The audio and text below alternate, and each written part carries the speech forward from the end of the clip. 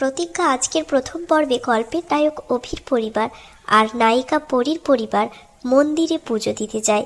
পুতুল নিয়ে অভি আর পরী ছুটোছুটি করে। অভির ঠাকুমা বলে যে আবার অভি দাদু ভাই আর পরীর গোষ্ঠী একেবারে রাজ্যটক। পরীর বাবাকে এটাও বলে ঠাকুমা যে তোমার অবর্তমানে তোমার মেয়ে পরীকে আমার নাতি অভি আগলে রাখবে। এরপর পরীর পরিবার মন্দির থেকে ফেরার পথে পরীর কাকুর কথায় পরীদের গাড়ি অ্যাক্সিডেন্ট করানো হয়, আর তাতে পরী তার পরিবার থেকে আলাদা হয়ে যায়। মানুষ হয় এক বোবা কালাদের আশ্রমে। সেখানে সে এক অন্য বাবা পায়। পরীর নতুন নাম হয় ছুটি।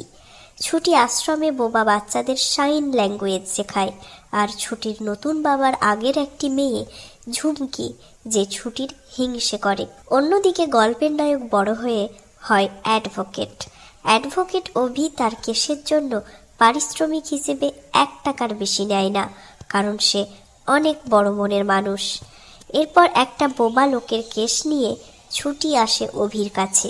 অভি কেসটা নিতে না চাইলে ছুটি বলে যে যারা কথা বলতে পারে তাদের কেস তো সবাই নেয়, কিন্তু কথা বলতে না পারা মানুষদেরই তো কথা শোনার চেষ্টা করতে হবে।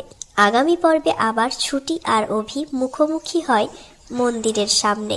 তাদের ধাক্কা লাগে আর তার জন্য অভি ছুটিকে বলে আপনি ক্রাইম করেছেন।